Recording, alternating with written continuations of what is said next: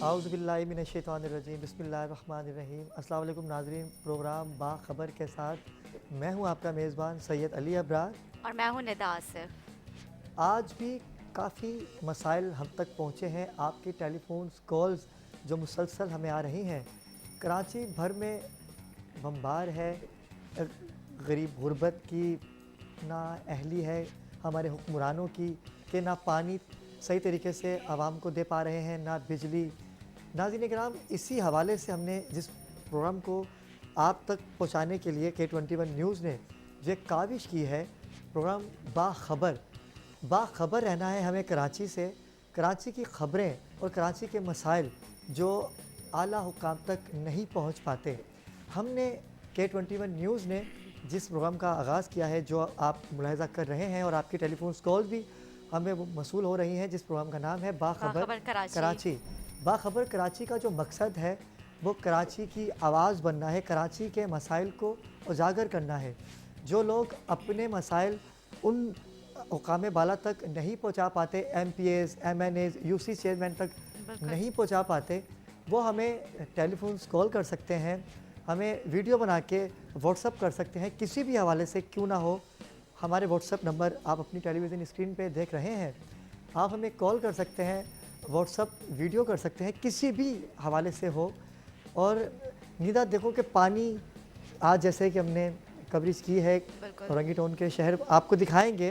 मज़ीद आगे जब बढ़ेंगे काफ़ी गुफ्तगू भी करेंगे मेहमानान गिरामी से भी। बिजली और पानी और ईद का भी दिन त्यौहार करीब है। करीब आ रहा है, और बिजली पानी, लोग ईद कुर्बान पर सबसे ज़्यादा पानी इस्तेमाल होता है, बिल्कुल। गोश्त को धोया जाता है। मतलब पानी नाम की कोई चीज़ नहीं है। बिजली तो जाती तो है लेकिन आने का कोई वक्त ही नहीं है। इन तमाम टॉपिक पे हम आज गुफ्तगू करेंगे। हमारे साथ बहुत खूबसूरत मेहमान भी होंगे, लेकिन इस वक्त हुआ चाहता है एक छोटे से शॉर्ट ब्रेक का। हमारे साथ रहिएगा।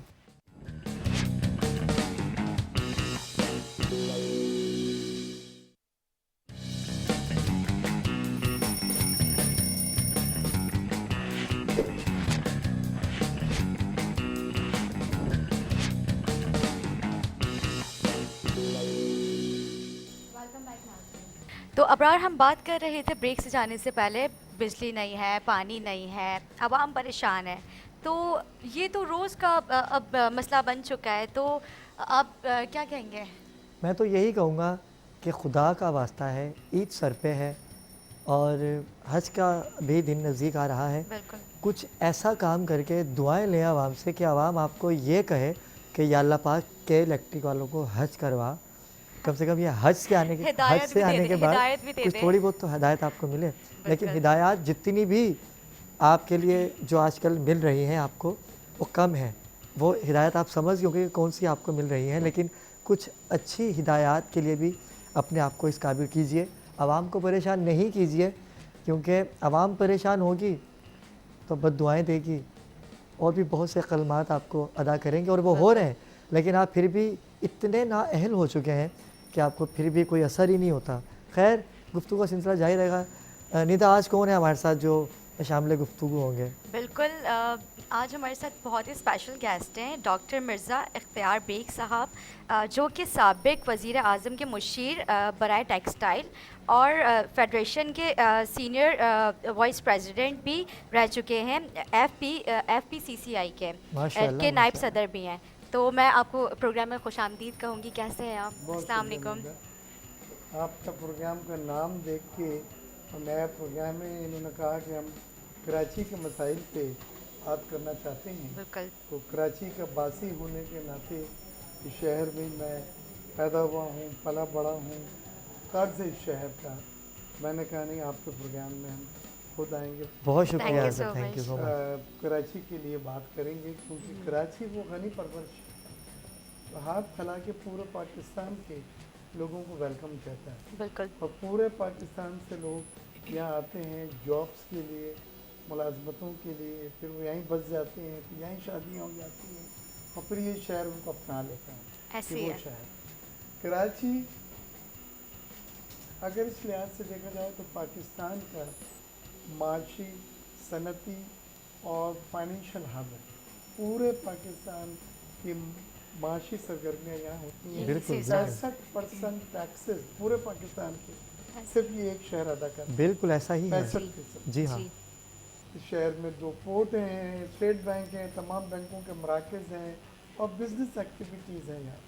लेकिन इस शहर को बदकिस्मती से अभी तक किसी ने ओन नहीं किया, अपनाया नहीं शहर। लोग आए कराची के नाम पे, वोट लेके एमएनए बने, इस्लामाबाद पार्लियामेंट में भी गए, यहाँ पे सूबाई असम्बलियों में भी चले गए, लेकिन इस शहर के लिए कुछ उन्होंने किया तो नहीं। डॉक्टर साहब यही तो हमारा सवाल है कि ऐसा सौतेला सलूक क्यों, क्योंकि तकरीबन हम हर ही शो में अब मतलब कराची शहर के हवाले से बात कर रहे हैं, तो हम यही चाहते थे ऐसा उन्होंने सौतेला सलूक क्यों किया हुआ है। अब यहाँ पे यही बात है कि देखें, जो बुनियादी ज़रूरतें होती हैं जी। उसमें पानी है, उसमें बिजली है, बिल्कुल। उसमें सेहत की सहूलतें हैं, जो बुनियादी सहूलतें, जी और तालीम की बुनियादी सहूलतें। जी इस शहर को बदकिस्मती रही है कि ना यहाँ ये पानी दे सकते हैं, लेकिन हमें पानी मिलता है टैंकर से। बिल्कुल। हमारी सनतें हैं, मिल हैं, वो पाइपलाइन से पानी नहीं आता, लेकिन टैंकर माफिया आके वो हमें लाखों का पानी बेचते हैं, उनको पानी मिल जाता है। बिल्कुल। इसी तरह बिजली हमारे लिए के इलेक्ट्रिक एक अजाब बन गई है कराची वालों के लिए। कोई मैं समझता हूँ गुनाह किया था जिसकी ये सजा है। सुतेलापन किया जा रहा है कराची इसकी के साथ। वजह यह है कि इलेक्ट्रिक जब से नेशनलाइज हुई है, अभी नेपरा ने अपना रेट कम करें। जी आज मैं पढ़ रहा था बड़ी खुशी से, फिर चौथी लाइन के बाद आया, लेकिन ये नरखों में कमी कराची के इलेक्ट्रिक के ऊपर लागू नहीं है, ओहो नहीं है, तो हम लोग उसमें कमी में नहीं आते। तो वो ही आ गया ना तो सौतेला ये सलूक। बात नहीं, सब देख के मैं समझता हूँ कि कराची के लोगों में वो बहुत फ्रस्ट्रेशन हो गया है। ये लोग हैं जिन्होंने बड़ी कुर्बानियाँ दी हैं इस मुल्क के लिए, इस शहर के लिए, और मैं समझता हूँ कराची दुनिया के उन चंद शहरों का पोटेंशियल रखता है, दुनिया के बड़े शहर हैं आबादी के लिहाज से भी, माशी सरगर्मियों हर के कौम लिहाज यहाँ से। बसती है, हर कौम यहाँ बसती है हर कौम कराची में में। बस, और इस शहर में ये नहीं है कि आप किस कोई एक जुबान मसलक के से लोग ताल्लुक नहीं हैं रखते हैं और किस जुबान से आपका ताल्लुक है। ये शहर तो बड़ा बिल्कुल गनी ऐसा परवत ही है। शहर बिल्कुल ये हाथ फैला के सबको वेलकम करता है। डॉक्टर साहब आपने जब आप बात करते हैं, आपने स्टार्टिंग में तालीम की भी बात की थी, तो तालीम का मैयार तो यहाँ पर खैर बहुत ही बुरा है। यहाँ पे तो तालीम बराए नाम रह गई है। तालीम तो आप है। अगर बात की जाए प्राइवेट स्कूल्स की, तो वहाँ पे तो इतने इतने फीसेस, और जो फीसेस नहीं, बल्कि अभी एक केस आपने वो अभी जो हमारे आपके पास साथ केस अभी जो आया केस था, आया बिल्कुल हमारे अभी पास, हमारे K21 का एक केस इस तरह का मौसूल हुआ था।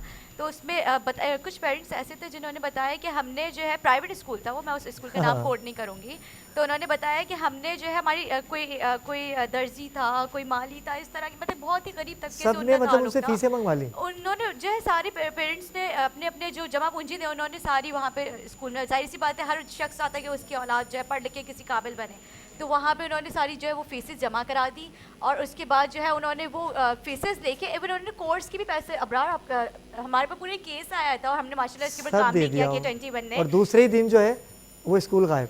बिल्कुल ऐसी मतलब आप ये देखिए, तालीम के नाम पे भी जालसाजी हो रही है। सबसे पैसे ले लिए और गायब। हो चुके हैं। हालांकि आपको पता है इस वक्त जो हम जिस सिचुएशन से गुजर रहे हैं कोरोना वायरस की, ये जो वबा है, ये आप उसका अंदाज़ा नहीं ला सकते कितनी मोहलत है, कितनी जानें इन्होंने इस वबा से जो है वो ये जानें निकल चुकी है। इस वक्त हम एक दूसरे का सहारा बने, हमें अपने कल का पता नहीं कि कल हम सांस ले रहे होंगे या ना ले रहे होंगे, और इस वक्त ऐसी हरकतें करना कि गरीब लोग जो डेली वेजर्स हैं, जो कॉन्ट्रैक्ट वर्कर्स हैं, जो रोज़ाना तनख्वाह जिनको मिलती है, जो पहले ही शाम में सताए तो वो हुए घर हैं। पे जाके चूल्हा जलता है, उन लोगों को भी अगर इस तरह से फ्रॉड करके, चीटिंग करके, उनके साथ बच्चों के नाम पे, फीसों के नाम पे अगर उनके साथ बेईमानी करेंगे, मैं समझता हूँ अल्लाह ताला ऐसे लोगों को तो ज़िंदगी में कभी माफ़ न करे। लेकिन ये लोकल एडमिनिस्ट्रेशन की जिम्मेदारी है, बिल्कुल ऐसी ये इंतज़ामिया की जिम्मेदारी कि ऐसे लोगों को सज़ा दें और उन पे एक्शन लें कि किसी की चेक जरूरत एंड ना हो। बैलेंस भी तो नहीं है ना डॉक्टर साहब, ऐसे यहाँ पे लोगों के check पास and तो balance registration ही नहीं है ना। बिल्कुल ऐसी है, मतलब चेक एंड बैलेंस भी होनी चाहिए कि उनकी रजिस्ट्रेशन, उनकी पूरे लिस्ट मेंटेन होनी चाहिए, कौन से प्राइवेट है कौन से गवर्नमेंट। मतलब यहाँ पे तालीम का तो कोई वो है ही नहीं ना, शऊर ही नहीं है यहाँ पे, पता नहीं, क्योंकि आप और कंट्रीज में चले जाए वहाँ पे आप देखिए तालीम के ऊपर ज़्यादा फोकस किया जाता है, और पाकिस्तान में तो वो बस देखिए कोरोना वायरस के बाद एक नई दुनिया ने जन्म लिया है। उस दुनिया के नए अक़दार हैं, उसके नए अंदाज हैं। उस दुनिया में जिसमें अब आप दाखिल हो रहे हैं, तालीम और सेहत की बुनियादी सहूलतें सबसे टॉप पर आती हैं। बिल्कुल। आसिया। बाकी चीज़ें बाद में। पूरे दुनिया ने अपने पूरे बजट जो है वो झोंक दिए हैं सेहत की बुनियादी सहूलतें देने के लिए। आप देखें जिस तरह से कोरोना वायरस से निपटा जा रहा है, और वो लोग जिनकी जॉब जा रही हैं, जिनकी बेरोज़गारियाँ हो रही हैं, उनको किस तरह से वहाँ की हुकूमतें जो हैं मदद कर रही हैं। हमारा मुल्क में तो हमने ऐसी कोई चीज़ें नहीं मांगी और न दी गई हैं। हमारा मुल्क तो अपने तौर के ऊपर कोरोना वायरस से हमें बस टीवी से और दूसरी जगहों से गाइड कर दिया जाता है और आप किस तरह से बचें, और फिर अल्लाह तवक्कुल लोग जो हैं वो इस कोरोना वायरस से लड़ रहे हैं। लेकिन ये आने वाले वक्त का तकाजा नहीं है। आपने आने वाले वक्त में तालीम और सेहत की सहूलतों का बजट बढ़ाना होगा और खातिर ख्वाह बढ़ाना होगा। तो कैसे बढ़ाएंगे? आप तो अपने बच्चों की फीसें घर बैठी दे रहे हैं, नहीं देखिए, अगर नहीं देंगे तो नाम कट जाएगा स्कूल देखिए, से। ये शहर जो 65% टैक्सेस पाकिस्तान का यहाँ से देता है, यहाँ से लोग बनते हैं, शहर दूर दराज से लोग आके बनते हैं एक यहाँ हक से। है कि आप यहाँ के लोगों को बुनियादी सहूलतें मिलें। नहीं, मैं लग्जरी से सहूलतों की बात वो नहीं तो कर रहा, बहुत दीगर बात बुनियादी बहुत सहूलतों की बात कर रहा हूँ। और बुनियादी सहूलतों में तालीम, बिल्कुल, सेहत की बुनियादी सहूलतें, दोनों ही नहीं है, पीने का साफ पानी, ये भी नहीं और है, बिजली, है ही नहीं, ये बुनियादी सहूलतें हैं। चारों ही नहीं अगर है। ये कोई शहर सहूलतें नहीं दे सकता लॉ एंड ऑर्डर के साथ, अमन अमान के साथ, जी जी, तो वो शहर की इंतज़ामिया फेल हो चुकी है। बिल्कुल। अब यहाँ MQM ने इस शहर के ऊपर वोट ले लेके और कितने सालों से जो है उन्होंने हुक्मरानियाँ की, लेकिन इस शहर को क्या दिया? 30 साल ये शहर जो है दहशतगर्दी की आग में तपता रहा। सनतें बंद हो गई, मुल्क से बाहर सनतें चली गई, जब नई सनतें नहीं लगी तो नई मुलाजमतों के मौके नहीं पैदा हुए, लोग बाहर चले गए, ब्रेन ड्रेन हुआ ये समझदार लोग थे अपनी इज्जत को। तो इस शहर वालों ने शहर को क्या दिया है? तो जब आपकी हुकूमत थी, जब कैसा था हालात देखें, कराची का? हमारी या तुम्हारी हुकूमत नहीं होती, जिसकी भी हुकूमत है कि उसकी जिम्मेदारी है इस शहर को उसका वो हक दे, उसका वो मनसब दे। जो नहीं, अभी जो शहर क्योंकि बात यह है कि हर वज़ीर आज़म की ये काविश होती है कि वो अपनी आवाम को वो तमाम फैसिलिटी, तमाम खुशियाँ, तमाम मसाइल से निकाले, खुशियाँ दे उसे। लेकिन ये समझ में नहीं आता कि जब हम पिछले वज़ीर आज़म को वो उससे ज़्यादा करप्शन करता है, हम उसे भूल जाते हैं, और जो देखिए, आने वाला होता है हम उसकी देखिए, बुराइयाँ शुरू कर देते हैं। मतलब हर सिलसिला तो हुकूमतों चलता है, में कोई भी गवर्नमेंट सही तरीके से हुकूमतें नहीं कर अच्छी पा भी रही आई काम हैं, अपना। ख़राब भी आई हैं। हुकूमतों की कारकर्दगियाँ कुछ अच्छी भी होती हैं, कुछ ख़राब होती हैं, कुछ बहुत ख़राब अच्छा, होती जिनकी हैं। अच्छी होती है तो ये फिर उनकी मौजूदा- प्रॉपर्टीज़ बाहर निकल आती हैं। मौजूदा हुकूमत के साथ ये बदनसगी है, इनके पास सही टीम नहीं है और मरकज़ का और सूबों का आपस में कोऑर्डिनेशन नहीं हाँ है। बिल्कुल, ये फिर बात आपने अच्छी सूबाई कही। सतह पे और कौमी हुकूमत जो होती है यानी सिटी गवर्नमेंट, जी जी, उनमें भी आपस में कोऑर्डिनेशन नहीं है। जी। सूबाई हुकूमत का, सिटी गवर्नमेंट का।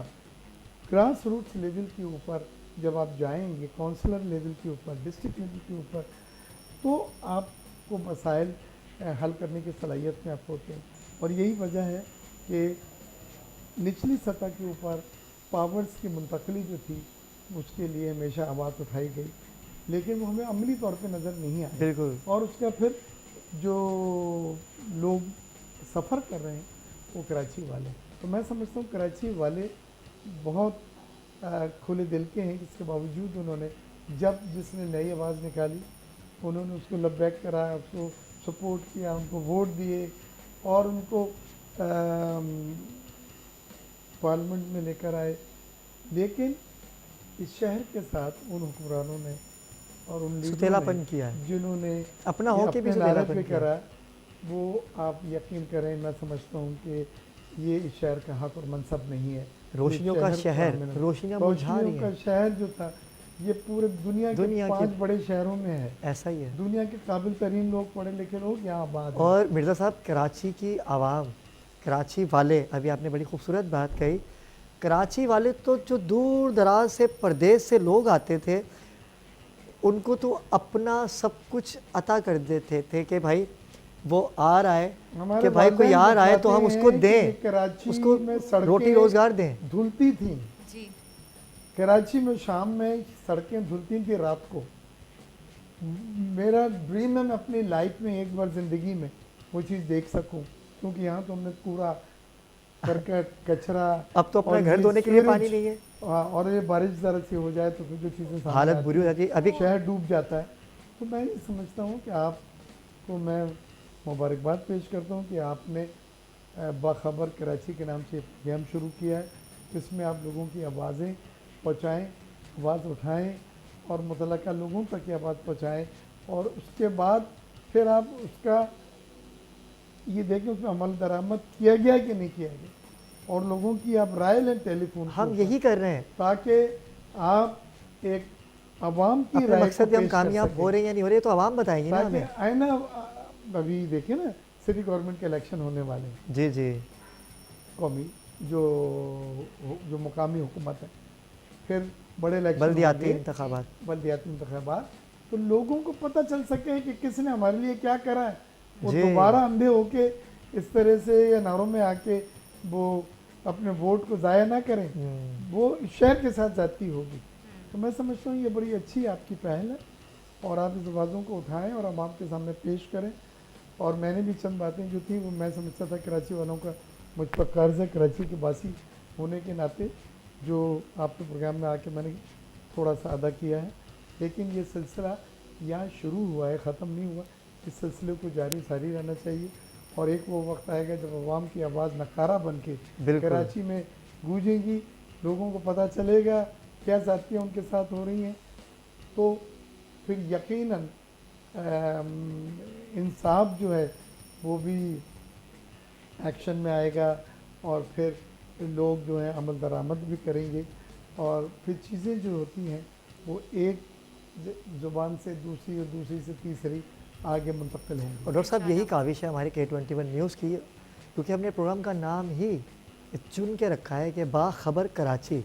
ख़बरें तो आप रोज़ाना ही देखते हैं नाज़रीन, लेकिन कुछ ख़बरें ऐसी होती हैं जो हम नहीं बता पाते किसी को, क्योंकि जब हम अपनी तमाम मसाइल को देखते हुए नहीं चाहते, कोई पुलिस के पास नहीं जाना चाहता, ज़्यादती हो रही होती है लेकिन वो पुलिस के पास नहीं जाना चाहता, बदनामी होगी, कोई ऐसा घरेलू मसाइल होते हैं लोगों के, हमने उन लोगों के लिए ये घर, ये K21 ने जो आपको प्लेटफॉर्म मुहैया किया है नाज़रीन, जिसका नाम बाखबर कराची, ये आपका घर है।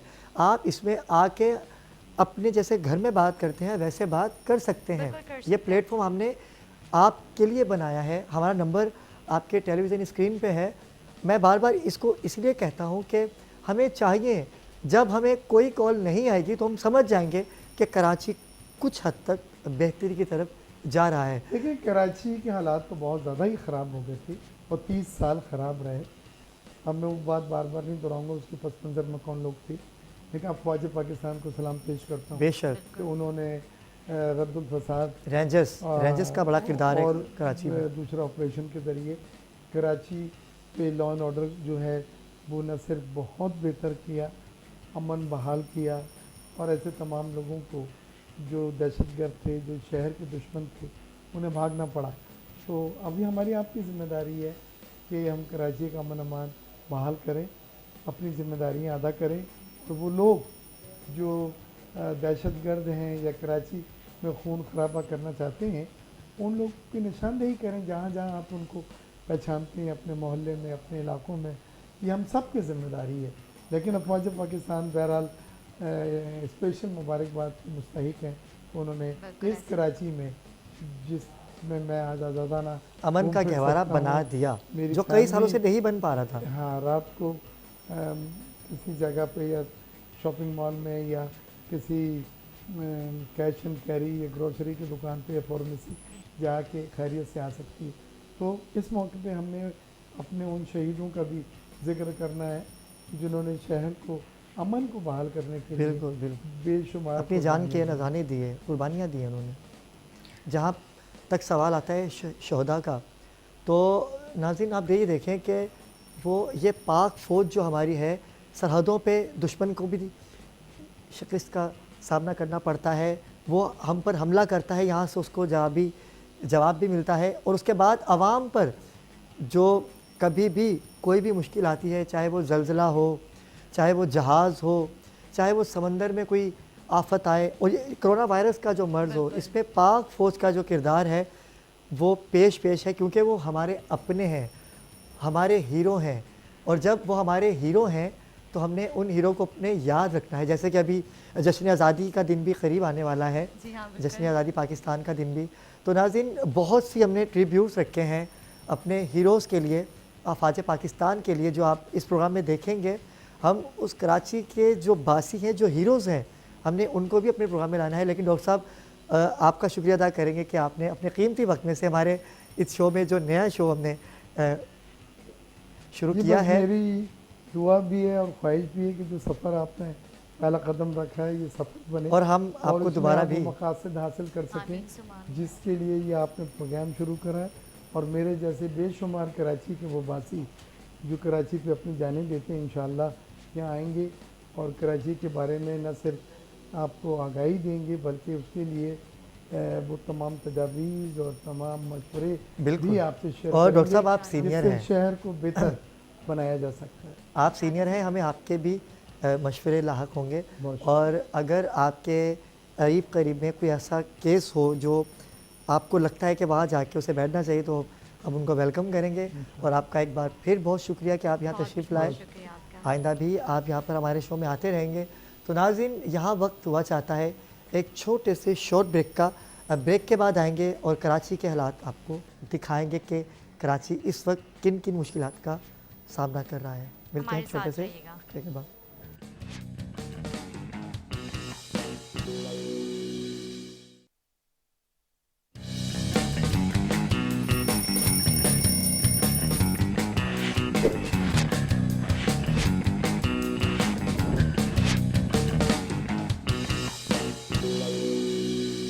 खुशामदीद नाज़रीन, खुशामदीद। बाखबर कराची के साथ एक दफ़ा फिर आपकी खिदमत में हाजिर हैं। और आज भी हम एक नए मसले के साथ, बल्कि नया मसला क्या कहेंगे निदा इसको, क्योंकि चल ही रहा है नाज़रीन। क्योंकि जब से हमने इस प्रोग्राम का आगाज़ किया है, जब से लेके अब तक, हम किसी एक इशू से बाहर आ ही नहीं पा रहे। और दूसरा इशू आ जाता है। बिजली, कचरा और पानी, ये तीनों चीज़ें जो कि नहीं होनी चाहिए, वही सबसे ज़्यादा हम इसको देखते हैं। बिल्कुल। आज इसी इशू पे बात करने के लिए हमने अपने स्टूडियो में जिनको बुलवाया है, जो हमारे कंप्लेनर भी थे और बड़ी मोहब्बत करते हैं और अपने इलाक़ाई मकीनों से बड़ी शफ़क़त और बड़ी मोहब्बत करते हैं, इन्होंने हमें बुलवाया। हमने इनके इलाके में जाके वो तमाम चीज़ें भी कवरेज की और आपको दिखाएंगे अभी। मेरी मुराद है वसीम अख्तर भाई, जो कि member Sindh council Peoples Party भी हैं। अस्सलाम वालेकुम सर। सर कैसे हैं आप? तबीयत ठीक है आपकी? अल्लाह का शुक्र। बहुत शुक्रिया, आपने कीमती वक्त दिया। और इनके साथ ही हमारे दूसरे मेहमान हैं जो कि यंग और यूथ को रिप्रेजेंट करते हैं। मेरी मुराद है रमीज़ सदीकी, जो कि इंफॉर्मेशन सेक्रेटरी डिस्ट्रिक्ट वेस्ट और यूथ विंग के औरंगी को देखते हैं। अस्सलाम वालेकुम सर। अस्सलाम सर वालेकुम। कैसे हैं आप? ठीक है अल्हम्दुलिल्लाह ठीक है। नाज़रीन, इससे पहले कि हम इनसे बात करें, आइए चलते हैं इनके इलाके की तरफ जहाँ से ये आए हैं और एक छोटे से पैकेज को देखते हैं और फिर वापस आते हैं और इनसे मज़ीद गुफ्तगू करते हैं। आज हम जहाँ पर आए हैं वो बड़ा खूबसूरत इलाका, और कराची की रौनकें इससे बहाल रहती थीं, जो अब भी होना चाहती हैं लेकिन नहीं होना चाहती। लेकिन क्यों नहीं होना चाहती? क्योंकि कचरे के ढेर आपने भी देखे, आवाम की आवाज़ भी बने, आवाम की बातें भी सुनी आपने कि वो लोग देख रहे हैं कि कचरा है। अच्छा, कचरा साफ़ कर सकते हैं MPAs, MNAs, UC चेयरमैन कर सकते हैं, लेकिन वो नहीं करते। क्यों? क्योंकि उस कचरे से उनको कुछ फ़ायदा हासिल नहीं है। अच्छा, जहाँ से नाज़रीन उनको फ़ायदा हासिल है, जैसे कि आपने फुटेज में देखा भी और आप देख भी रहे होंगे कि जहाँ पर कचरा है वहाँ तक कचरा ही है। अच्छा, जहाँ पर कचरा नहीं है वहाँ बाज़ार है। अच्छा, वहाँ बाज़ार लगा हुआ है तो वहाँ बत्ते की सूरत में टेबलों का मतलब इंदराज किया जाता है। वहाँ पर टेबलें 1000 रुपये में, 50 रुपये में, 100 रुपये में दी जाती हैं कि ईद भी करीब है और कोरोना वायरस जैसा मर्ज़ पाकिस्तान पे क्या पूरी दुनिया पे तारी है, उसके बावजूद भी SOPs पे कोई भी अमल दरामद नहीं हो रही।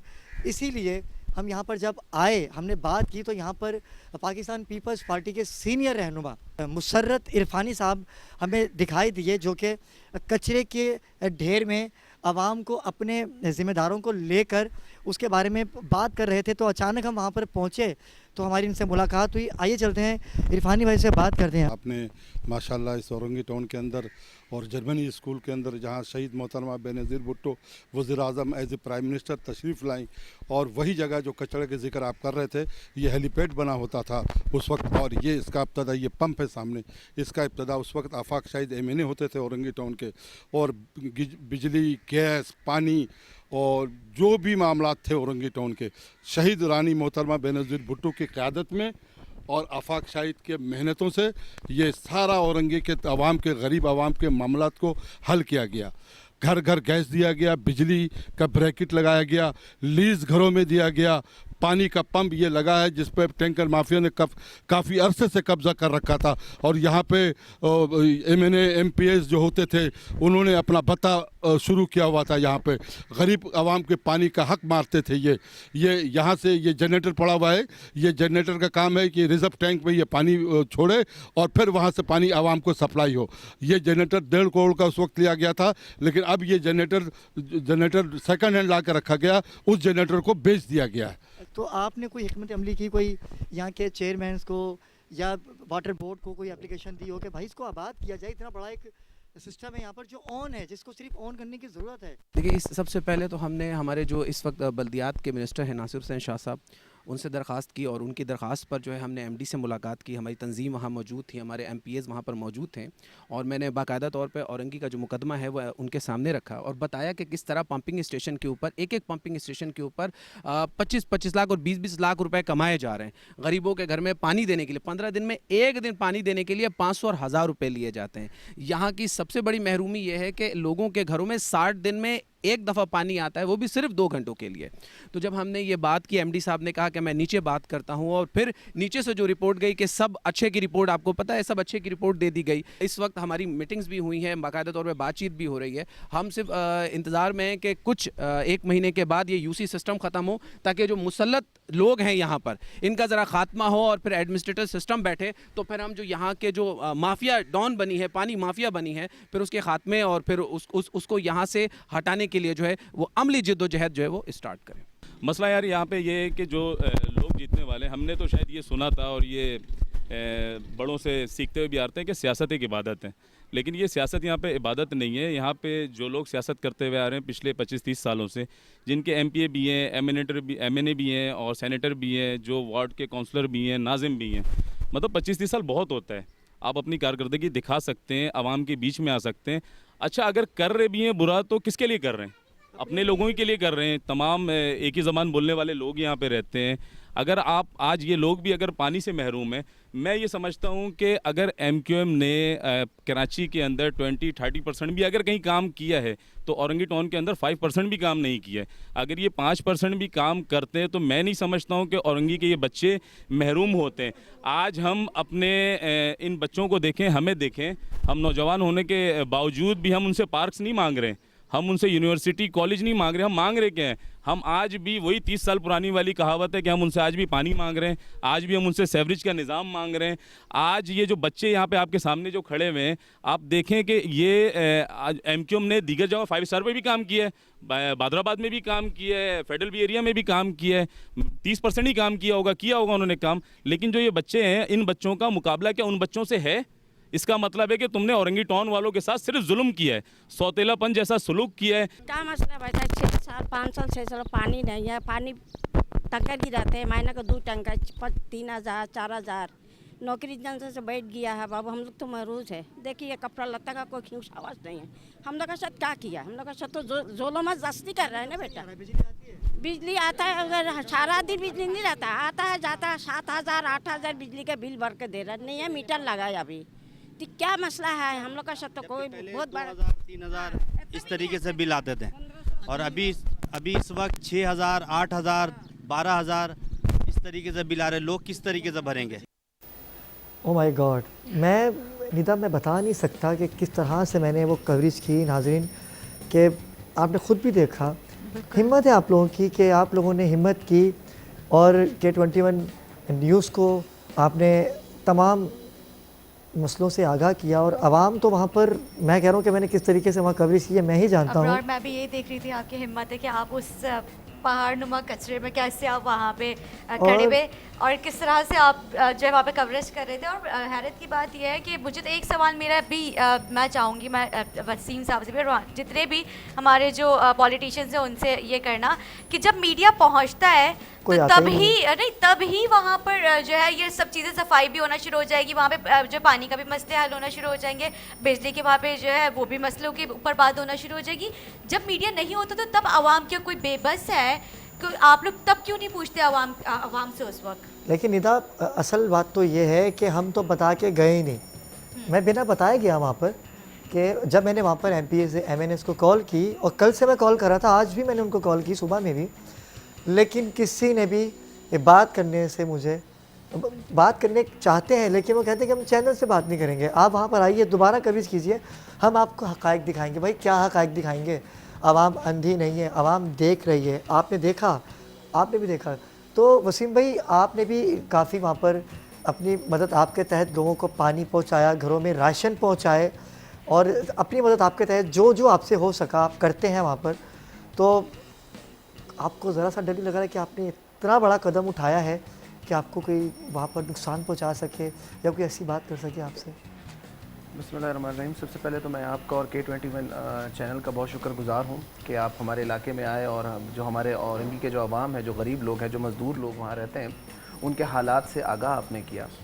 देखिए, सबसे पहले ये जो मुसीबत हमारे सर पे आई है कि जनरल ज़िया ने एक लासानियत रखने वाली जो पार्टी है उसको कराची के ऊपर मुसल्लत कर दिया, और ऐसे मुसल्लत किया कि ये कराची के तमाम जो इदारे हैं उसके अंदर ये इस तरह से बैठ गए और इस तरह ये घुन की तरह उन इदारों को खा गए। जो इदारे जो कराची पहले रोशनियों का शहर हुआ करता था, अब वो कराची कचरों का ढेर हो चुका है। जब इनके MNAs MPs या इनके कन्वीनर आ रहे होते हैं तो यही इलाका, यही कचरा जो है वो 24 घंटों के अंदर अंदर साफ़ हो जाता है, ये सड़कें साफ़ हो जाती हैं। लेकिन जब आवाम अपने मसलहत को लेकर जाते हैं इनके पास, ये कहते हैं हमारे पास इख्तियारात नहीं है। Councillors, chairman, vice chairman, mayor, MNA MPs सारे इनके मौजूद हैं, उसके बावजूद भी ये कहते हैं हमारे पास इख्तियारात। मुझसे कोई बात करने को तैयार नहीं है, आप इसी बात से अंदाज़ा लगाइए ना। जी बिल्कुल, मुझे इस बात का अंदाज़ा है। और जब ये इलेक्शंस के अंदर जाते हैं तो कहते हैं हम आपकी सारी जो प्रॉब्लम्स हैं उसको रिजॉल्व करेंगे, एंड आफ्टर इलेक्शंस जब आवाम इनके पास जाती है अपने इशूज़ के लिए तो ये कहते हैं जी हमारे पास इख्तियारात नहीं है। अब मैं आपको बताऊं कि पानी बेसिक हमारी ज़रूरत है, नीडी है ना, हमारी बुनियादी ज़रूरत है। तो पानी का मसला ये है कि 80 और 90% लोग जो वाटर बोर्ड के अंदर हैं, जो इनकी यूनियंस हैं, वो इन्हीं के लोग हैं, उनका ताल्लुक भी इसी लसानियत रखने वाली जमात के साथ है। और जो इस वक्त पंपिंग स्टेशन के अंदर जो लोग बैठे हुए हैं, एज अ पंप इंचार्ज बैठे हैं, वॉलमैन बैठे हैं, अगर आप उनको चेक करें तो वो करोड़पति हो गए। उनकी सैलरीज बेसिक मिनिमम सम मेरे ख्याल में कुछ हज़ार होंगी, लेकिन आज उनके पास करोड़ों के एसेट हैं, करोड़ों की प्रॉपर्टी है। अच्छा। वो इस वजह से कि वो पानी बेचते हैं, टैंकर माफिया की सरबराही करते हैं, और उनके ऊपर जो बैठे हैं, जो MNAs बैठे हैं या MPs बैठे हैं, वो उनकी सरपरस्ती करते हैं। तो इस तरह से जो ये पानी बेचा जा रहा है और गरीब आवाम का जो है एहतसाल किया। अच्छा वसीम भाई, यानी कि जो पानी आवाम को मिलना चाहिए वो टैंकों की नज़र हो रहा है? जी बिल्कुल, वो बिक रहा है। जी बिल्कुल। देखिए मैं आपको बताऊं, पानी का शॉर्टफॉल नहीं है। हमने लास्ट टाइम भी ये मीटिंग में एक बात कही कि पानी का शॉर्टफॉल, हमें भी मालूम है पानी का शॉर्टफॉल नहीं है। जो डिस्ट्रीब्यूशन हैं, जो इंतज़ामी मामलात हैं, उसके अंदर ये खुर्द-बुर्द है।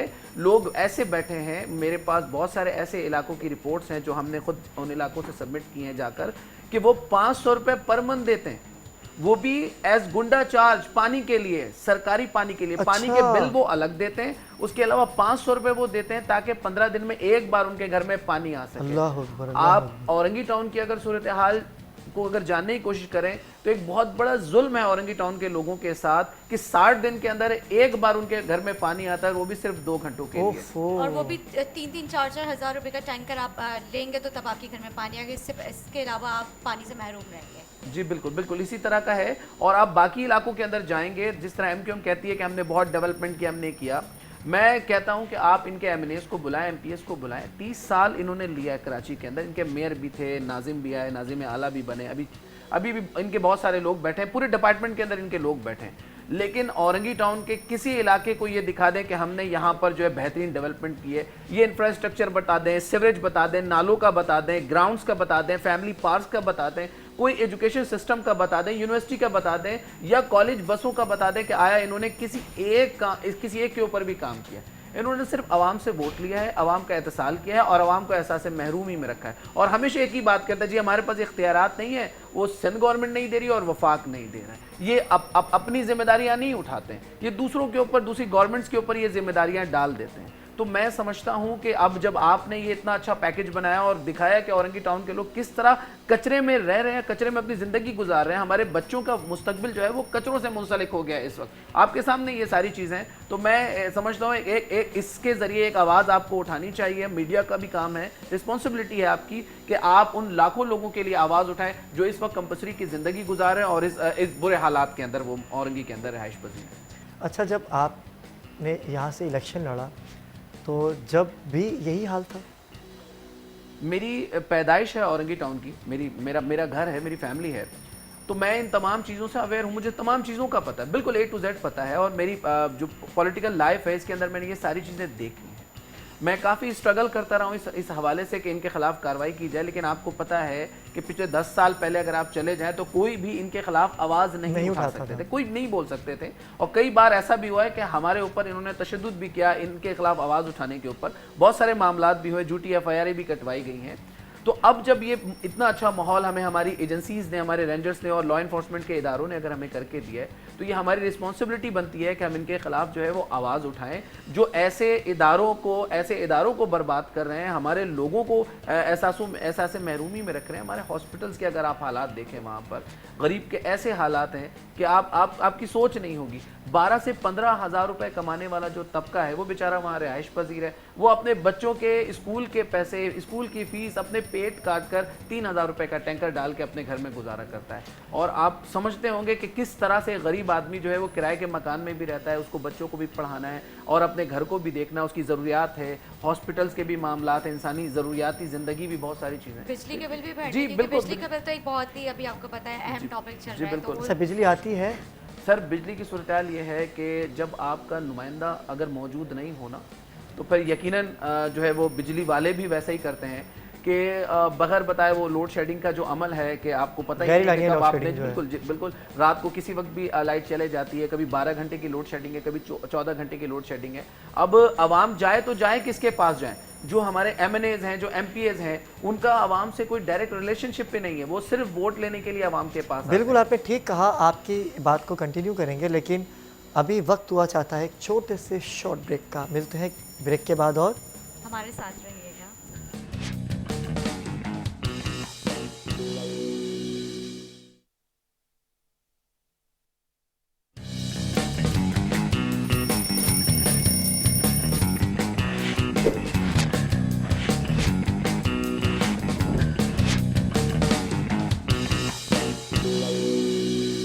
वेलकम बैक नाज़रीन।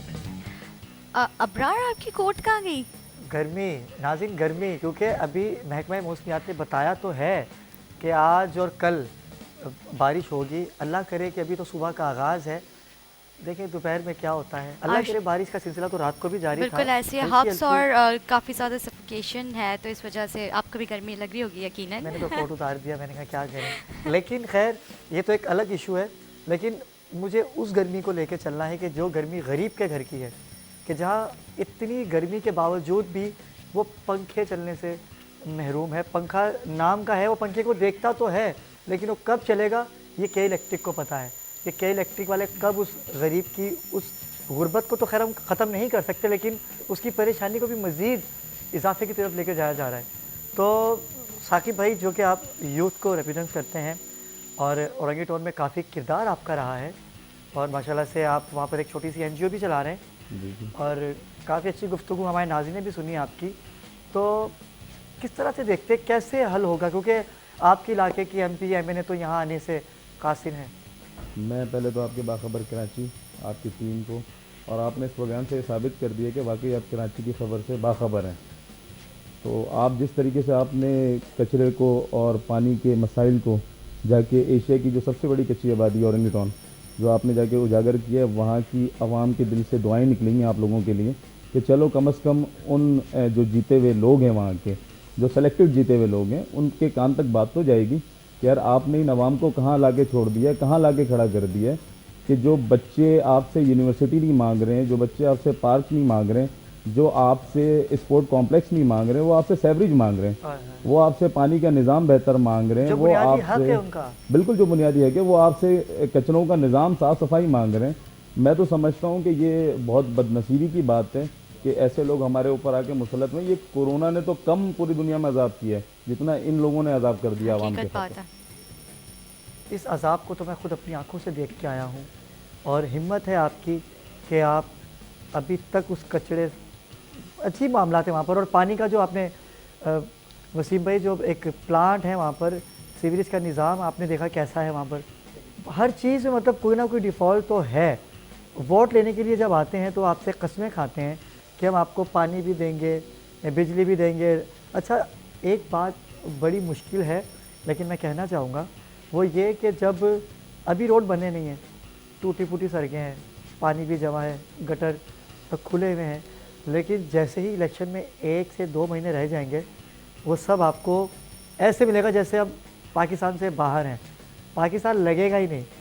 आप भी इलेक्शन में खड़े हुए थे, खैर हार जीत तो एक नसीब है, लेकिन आप पाकिस्तान पीपल्स पार्टी को रिप्रेजेंट करते हैं और उसके सीनियर नुमाइंदे भी हैं, तो आपकी गवर्नमेंट भी है, तो आप अपनी गवर्नमेंट के इदारों से, जो कि इसके वज़ीर हैं, सीवरेज के बिल, जो भी निज़ाम है इनका, आपने किसी से रब्ता किया? लोकल गवर्नमेंट सिस्टम है, उसके पास तकरीबन कोई 30 से ज़्यादा डिपार्टमेंट आते हैं, जिसके अंदर जो सेवरेज है, जो फॉर एग्जांपल है, जो नाले हैं, ये नालों का निज़ाम जो है वो KMCs के पास है। और KMCs की रिस्पॉन्सिबिलिटी है कि ये जो कारपेटिंग सिस्टम है, जैसे रोड टूटे हैं और ये जो गार्बेज है, इन तमाम चीज़ों को देखने के लिए हमारे पास काउंसलर्स की फ़ौज मौजूद है, पूरी कराची के अंदर की मैं आपको बात कर रहा हूँ। और उसके साथ साथ हमारे पास चेयरमैन, वाइस चेयरमैन भी मौजूद हैं। और मेरे ख़्याल के मुताबिक या गवर्नमेंट के लिस्ट के मुताबिक 5 लाख रुपए माहाना मिलते हैं हर यूसीज़ को। माहाना 5 लाख रुपए मिलते हैं, जिसमें तकरीबन 2,30,000 से 2,40,000 के करीब इनकी सैलरीज़ हैं। जो हमारे चेयरमैन या वाइस चेयरमैन बने, इनकी सैलरीज़ है गवर्नमेंट की तरफ से इनको मिलती हैं। और बाकी जो पैसे हैं वो कि अगर कोई मेन हॉल, यानी कि कोई अगर गटर का ढक्कन नहीं है तो वो लगाने के लिए, या कोई सीवरेज की लाइन अगर ख़राब है, या कोई दूसरी लाइन ख़राब है, या कारपेटिंग के लिए, ये पैसे उनके मद में। लेकिन आप पिछले 4 साल का रिकॉर्ड उठा लें कि इन्होंने वो पैसे कहीं भी यूटिलाइज़ नहीं किए। उसके अलावा इनका एनुअल फ़ंड है, डेवलपमेंट फ़ंड जो इनको मिलता है, जैसे जो DMC है, जो इनकी ज़िले चेयरमैन हैं, उनको तकरीबन अरबों में फ़ंड्स मिलते हैं। और मैं अगर लास्ट ईयर की बात करूं तो उनका तकरीबन 5.5 पौने 6 अरब रुपए का तकरीबन उनका बजट है, जिसके अंदर तकरीबन उन्होंने 3 अरब रुपए जो है वो डेवलपमेंट और बाकी जो है नॉन डेवलपमेंट फंड के अंदर लगाए। अब उनसे सवाल पूछें कि अगर डेवलपमेंट में आपने लगाए तो कौन सी डेवलपमेंट की है। आप कोई एक यूसीज बता दें जिसके अंदर आपने कोई काम किया हो, कोई डेवलपमेंट की हो। आप रोड कहते हैं जी हमने ये रोड बना दिया, उसकी पूरी डिटेल नहीं देते कि ये रोड कितनी लंबी है, 1000 फीट की है या 2000 फीट की है। वो आपने थोड़ी सी जगह पे रोड बना दी और जी आपका काम मुकम्मल हो गया। अगर मैं आपको बताऊं कि औरंगी टाउन के अंदर कोई ऐसी जगह, कोई ऐसी यूसी, कोई ऐसी सड़क नहीं है जो खस्ता हाली का शिकार ना हो, कोई ऐसा पार्क नहीं हो जो ज़बो हाली का शिकार ना हो, कोई ऐसा KMC का स्कूल नहीं है जो बंद हो जिसके अंदर इन्होंने रेंटल लोगों को रखा हुआ है और इनके चेयरमैन उनसे पैसे ले रहे हैं। अच्छा। जी जी बिल्कुल ये सिस्टम है। आप विजिट करें तो बहुत सारी चीज़ों का आपको पता चलेगा। KMC के हॉस्पिटल्स को इन्होंने बंद किया हुआ है, किराए पे दिया हुआ। जी जी, वो तो स्कूल में दिया है ना, इन्होंने रेंट पे लोगों को दे दिया है और इनके चेयरमैन उससे किराया वसूल कर रहे हैं माहाना तौर पे। और जो KMC के हॉस्पिटल्स हैं उस पर ताला लगा दिया है, वो बंद हैं। इसके अलावा जो डिस्पेंसरीज हैं उसकी हालत बड़ी बुरी है। आपने कहा सिंध गवर्नमेंट, बिल्कुल सिंध गवर्नमेंट ने हॉस्पिटल्स बना के दिए। 50 बेड हॉस्पिटल है, उसको 24 आवर्स पे अभी लेकर गए और माशाल्लाह वो हमारी जो है वहाँ पर बहुत ज़्यादा हम सर्विसेज प्रोवाइड करने की कोशिश भी कर रहे हैं उस इलाके के अंदर। उसके अलावा सिंध गवर्नमेंट ने आपको एक कॉलेज बना के दिया शहीद जुल्फ़िकार अली भुट्टो के नाम पे। आप यकीन जाने जो ये जो चेयरमैन, वाइस चेयरमैन, जो जिनकी रिस्पॉन्सिबिलिटी है कि वो उसको देखें, उसकी मेंटेनेंस करवाएं, इन्होंने उनके दरवाजे तक निकाल कर बेच दिए। टैंकर माफिया जो एक बहुत बड़ा माफिया है कराची के अंदर, लेकिन औरंगी टाउन के अंदर ये एक ऐसा माफिया है, एक फैक्टर बना हुआ है जो गरीब लोग इससे इतना डरते हैं क्योंकि उन्हें पता है कि जब टैंकर के लिए जाएंगे 3,000 5,000 रुपये उनके घर से चले जाएंगे। मैंने आपको इस इलाके का विजिट के दौरान आपको बताया कि हमारे यहाँ एक तदफीन हुई थी, उनके घर में अपने मुर्दे को नहलाने के लिए मीठा पानी नहीं था, उन्होंने खारे पानी से अपने मुर्दे को जो है उसको गुस्ल दिया। तो अफसोस का मुकाम है उन एमएनएस के लिए, उन एमपीएस के लिए, उन चेयरमैन वाइस चेयरमैन के लिए, उन अवामी नुमाइंदों के लिए, उन नाम नेहाद अवामी नुमाइंदों के लिए जो कहते हैं हम अपनों का वोट लेकर आए और अपनों की खिदमत करेंगे। तो मैं समझता हूँ ऐसे नुमाइंदों को एक्सपोज करना चाहिए जो पिछले 2 साल से असम्बली में बैठे हुए हैं, जो लाखों रुपए माहाना तनख्वाह और फिर मरात ले रहे हैं, लेकिन आवाम को सहूलत देने से कासिर हैं। आवाम को सिर्फ वो जाकर अपनों का वो लॉलीपॉप देते हैं, अपनों जो है वो बेवकूफ़ बनाते हैं, उनको कहते हैं जी हम आपके लिए ये करेंगे, हम आपके लिए लड़ रहे हैं, हम आपके लिए ये करें, जबकि आवाम को अब तक पानी जैसी बुनियादी सहूलत तक मुयसर नहीं है। तो आप लोगों की पार्टी की तरफ से वहाँ पे क्या आप लोगों ने सर्विसेज? देखिए हम डायरेक्टली इसके अंदर तो इन्वॉल्व नहीं हो सकते। जब ये काम करते हैं, हम कोशिश करते हैं, तो वो कहते हैं कि मुदाखलत हो रही है, मुदाखलत हो रही है, फलां की तरफ से मुदाखलत हो रही है। हम चेयरमैन हैं, हम एमपीए हैं, हम एमएनए हैं, हम इस इलाके को रिप्रेजेंट करते हैं, तो हम आपकी यहाँ पर मुदाखलत बर्दाश्त नहीं करेंगे। तो ये एक बहुत बड़ा फैक्टर है। और फिर जो आपको पता है एमक्यूएम किस तरह ब्लैकमेलिंग करती है। आज भी आपने देखा होगा एक डीसी साहब की सेंट्रल के अंदर जो तैनाती की है सिंध गवर्नमेंट ने, एमक्यूएम ने उनके अगेंस्ट में एक प्रेस कॉन्फ्रेंस कर दी है कि इस डिप्टी कमिश्नर को यहाँ तैनात ना किया जाए। तो आपको पता है एमक्यूएम का तो काम ही है ब्लेम गेम करना। जिस तरह ये पहले लाशों पे सियासत करती है, अब इनके पास अगर कुछ नहीं है तो ये ब्लेम गेम की सियासत करते हैं। लेकिन आप तो कह रहे हैं कि एमक्यूएम ब्लेम करती है, लेकिन मेरी एमक्यूएम के नुमाइंदों से भी बात हुई। पिछले शो में मेरे आए थे एमक्यूएम से ताल्लुक़ रखने वाले काफ़ी एमपीज़ एमएनए से मेरी बात होती है। वो ये कहते हैं कि ये पीपल्स पार्टी की जो गवर्नमेंट है ये आगे बढ़ने हमें नहीं देते, हमें फंड्स नहीं दिए जाते हैं, फंड्स के ऊपर ही उनका रोना है शुरू से इनके, और हमें फंड नहीं दिए अगर जाते। आप ये सच है जी, अगर मैं आपको बताऊं कि 2012 और 2013 के अगर एमक्यूएम के बयान लिए जाएं तो उन्होंने कहा कि हमें लोकल गवर्नमेंट सिस्टम चाहिए, ये नीचे लोगों की जो है वो बहुत आसानी हो जाती है। जी। आप देखें 2015 का इलेक्शन हुआ, कराची और हैदराबाद से मेयर एमक्यूएम के आए, उसके बावजूद भी आज देखें एमक्यूएम क्या कहती है कि हमारे पास इख्तियारात देंगे। क्या आपको हम सदर मुमलिकत का इख्तियारात दे दें? आपको क्या हम आपको कौन से ऐसे इख्तियारात चाहिए? आपको केडीए दें ताकि आप चाइना कटिंग करें? क्या हम आपको वो इख्तियारात दें? आपको किस किस्म के इख्तियारात आपको चाहिए? मुझे याद आया कि जहाँ पर वाटर बोर्ड मतलब जो ऑफिस था वहाँ पर उनका जहाँ हमने कवरेज भी की, उसके पीछे चाइना कटिंग के गालिबन एक मज़ार बना दिया। जी, जर्मन स्कूल के नाम से वो जगह मंसूब है। यूसी जो है 16 का वो इलाका है जर्मन स्कूल के नाम से। वहाँ पर तो पहले डॉक्यूमेंटेशन की फोर्जरी करने के बाद कुछ लोगों ने कब्जा करने की कोशिश की। वो टोटल जो है वो तकरीबन 16 एकड़ के करीब की वो जगह है जिसको कब्जा करने की कोशिश की, लेकिन चूँकि वहाँ के कुछ लोगों की अवामी मुदाखलत पर, इंक्लूडिंग माई सेल्फ, हमने मुदाखलत की जिसकी वजह से वो पीछे हटें, जिस पर मुझ पर शदीद जो है वो तनकीद भी की गई है, बहुत मुझ पर क्रिटिसाइज़ किया गया। उसके बाद मैंने डिप्टी कमिश्नर और असिस्टेंट कमिश्नर के ज़रिए उस जगह का विज़िट करवाया और कहा कि ये देखें किस तरह कब्ज़ा माफिया जो है ये आवाम की जो जगह, ये हमारे बच्चों के खेलने का ग्राउंड है, उस पर भी वो कब्जा करे। तो ये एक बड़ा फैक्टर है। पार्ट्स तो वैसे रहे ही नहीं है जिस तरह के, क्योंकि एक आवाम चाहती कुछ इंटरटेनमेंट होनी चाहिए। कोई इंटरटेनमेंट नहीं है किसी तरह की भी आवाम के लिए, बल्कि आवाम इतने स्ट्रेस में आ चुकी है। लाइट का इशू ले रहे हैं, पानी का ले लें, वैसे ही हमारे मुल्क में माशाल्लाह कई आए दिन जो है नए कोई ना कोई मसले मसाइल तो रहते ही हैं। तो फिर देखा जाए तो ऐसी कोई इनके लिए एंटरटेनमेंट है नहीं। देखिए हमारे नौजवानों को क्या चाहिए? एक अच्छा माहौल, एक अच्छा मुआशरा।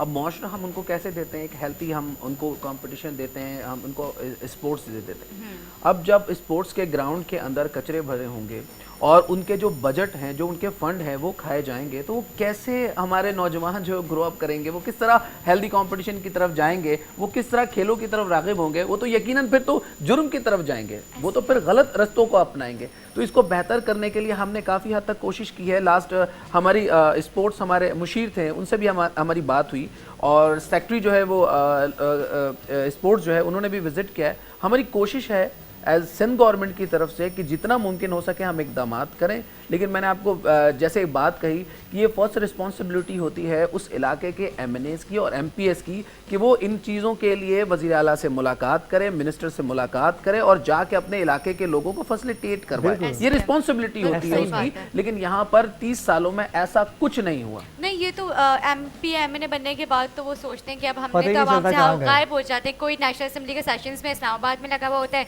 बाकी सब अपने घरों में अपने मसले मसाइल में बहुत आवाम से मुलाकात कर रहे हैं। तो आवाम कहाँ मुलाकात आवाम करते से मुलाकात इवन होगी। आज ही मैंने एक MP को कॉल की थी किसी मसले के हवाले से, तो उन्होंने कहा नहीं मेरे पास टाइम नहीं है, मैं नहीं आ सकता, मैं नहीं आपसे बात कर सकता, मैं कहीं जा रहा हूँ, कहीं इन्वाइटेड हूँ, मैं आपसे बाद में बात करता हूँ। तो मतलब ये तो हमने हमारे मतलब सिलेक्टेड मतलब दिए हुए लोग हैं ना, मतलब कि हमने इनको खुद वोट दिया, हमने ऐसा इनको ही खुद है। लेकर आए और अब हमें ही टाइम नहीं दे रहे, तो हम किसके पास जाके अपने मसले बयान अच्छा करें? निदा, वो मिलेंगे, पता है कब मिलेंगे? जब इलेक्शन करीब आएंगे।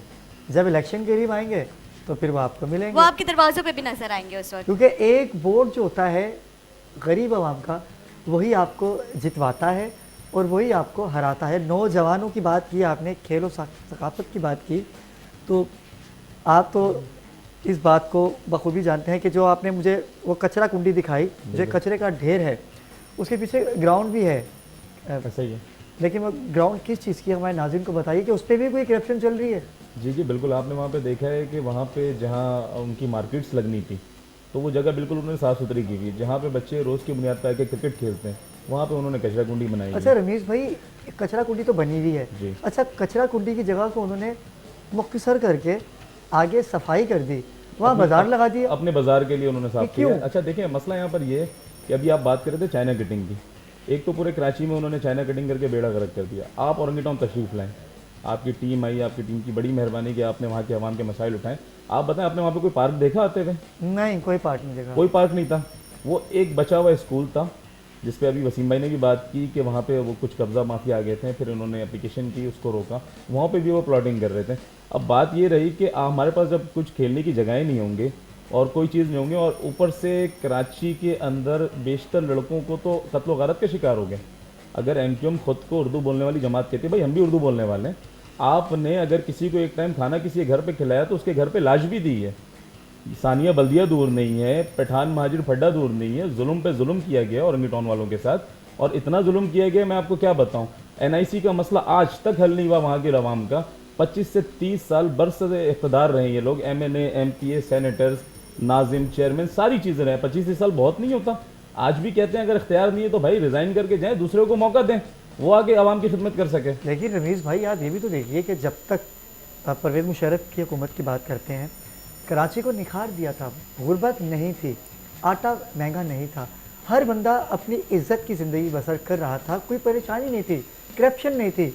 उसके बाद अगर आप ये बात करें कि 35 साल से या 25 साल से कराची इनके हाथों बर्बादी की तरफ गया है, तो मैं मेयर कराची की तरफ आता हूँ कि मुस्तफ़ा कमाल जो कि मेयर था, वो भी उर्दू बोलने वाला था, उसने कराची को निखारा, कराची को चेंज किया। मैं आपकी बात करता हूँ, आपकी मैं वहीं आ रहा हूँ, आपकी तरफ आता हूँ कि अगर MQM इतनी बुरी थी, इतनी गलत थी, इत्तेहादी भी तो आप ही लोग रहे ना। जब वो अच्छा काम नहीं करते थे तो आप जाके उनसे मिलते थे, आप जाके उनसे बात करते थे। अगर वो ऐसा था तो फिर आप पहले भी क्यों गए? MQM ने अगर कराची में 30% 20% अगर काम किया है, मैं औरंगी टाउन की बात कर रहा हूँ, वहाँ पे उन्होंने सौतेलापन जैसा सलूक किया। हाँ। वहाँ पे कोई काम नहीं किया। अगर वो काम करते तो शायद मैं भी आगे बताता यार ये काम MQM ने किया और है। आप भी उर्दू बोलने वाले हैं, मैं उसे देख के आया नाज़रीन, बिल्कुल ये सही कह रहे हैं रमीज़ भाई, मैं देख के आया वहाँ पर। और जब मैं वहाँ पर गया तो वहाँ पर तकरीबन आबादी जो थी वो टोटल महाजिरीन की थी, उर्दू बोलने वाले थे। ये सताए हुए हैं अपनी ही कौम के, आपका कहने का मतलब यही है। लेकिन जहाँ तक पार्टी की बात आती है तो जब तक MQM इक़्तिदार में रही है, कहीं ना कहीं उन्होंने सफाई, पानी, बिजली और अपने ऊपर बुराई आने नहीं दी। जब ये 22 अगस्त का जो वाक़या हुआ, उसके बाद जाके एक चेंजिंग आने के बाद इख्तियार आपको मिला। आपने बात की मुशर्रफ साहब की ना, देखिए मुशर्रफ साहब की जो गवर्नमेंट थी उसमें मैं तफसील में नहीं जाना चाहता, वो बड़ी एक लंबी डिबेट है। आपको पता है वो एक इनलीगल गवर्नमेंट थी। पीपल्स पार्टी को तोड़कर पैटी यार्ड बनाई गई, नून लीग को तोड़कर काफ लीग बनाई गई। वो एक लंबी हिस्ट्री है, मैं उसमें नहीं बात करता। उसमें बहुत लंबी दास्तान है कि किस तरह बेड़ा गर्क मुल्क का किया गया। आप इंटरनेशनल अगर देखें रिपोर्ट्स को तो हमारे मुल्क का तो बहुत बुरा हाल था मुशर्रफ के दौर में।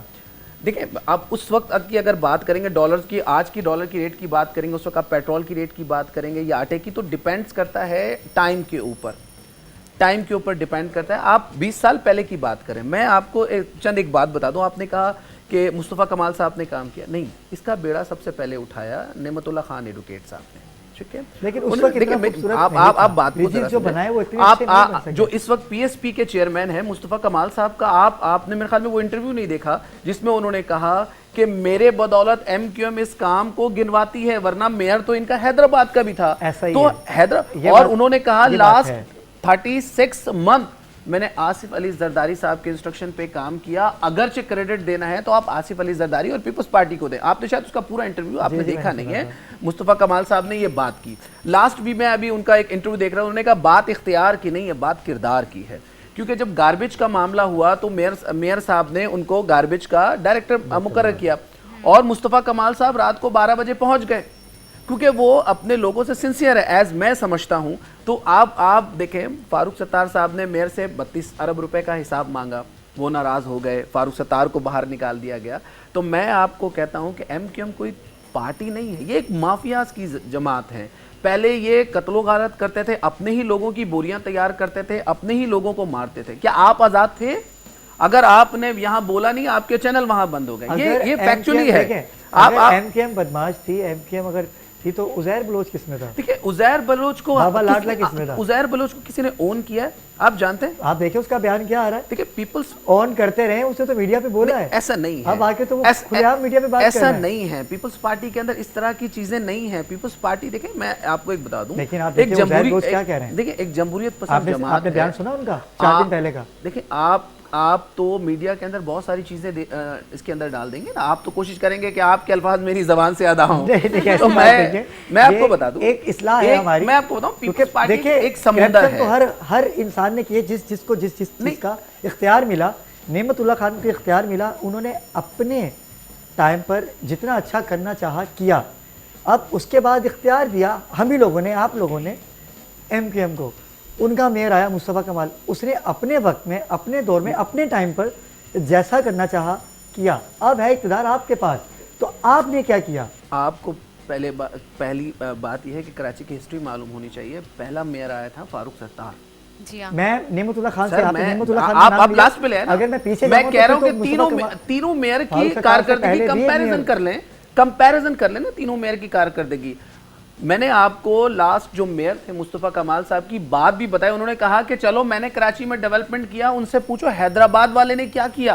नहीं, मैं बात कर रहा हूं इख्तियारात की। नहीं, आप बात कर रहे हैं एमक्यूएम की, तो मैंने आपको वसीम अख्तर साहब ने भी अपना टाइम पूरा किया, उन्होंने क्या किया? उन्होंने क्या किया? उन्होंने तो 100 दिन का बोल के आवाम को परेशान कर दिया। अच्छा, आपकी गवर्नमेंट ने क्या किया? आपने गार्बेज की बात की, आपने कचरे की बात की। देखिए, हमारे वज़ीर आला साहब ने एक क्लीन कराची मुहिम चलाई। आप यकीन जाने, बिलीव मी, कि हम लोगों ने, जब हमें ये पता चला कि ये मुहिम चल रही है और इसके अंदर हम पार्टिसिपेट करेंगे, तो हमारे अंदर ये खुशी की लहर थी। हम लोग मुसलसल 10 दिन बगैर कुछ मतलब है अपने ऑफिस गए या कोई काम किए बगैर, हम मुसलसल 10 दिन अपने कैंप लगा के अपने दफातर के सामने हमने सफाई मुहिम में अपना किरदार अदा किया। हमारे एक एक कारकुन, एक एक जियाले, एक एक साथी, एक एक ओहदेदारों ने रोड पे खड़े होकर अपनी निगरानी में ये काम करा। हम इसको अवाम की खिदमत को सवाब समझते हैं, हम सियासत को इबादत समझते हैं। मैंने कल भी देखा। और मैं आपको आपके सवाल के एक जवाब दूंगा। आपने कहा कि जी वो एमपीए साहब कॉल नहीं उठाते हैं।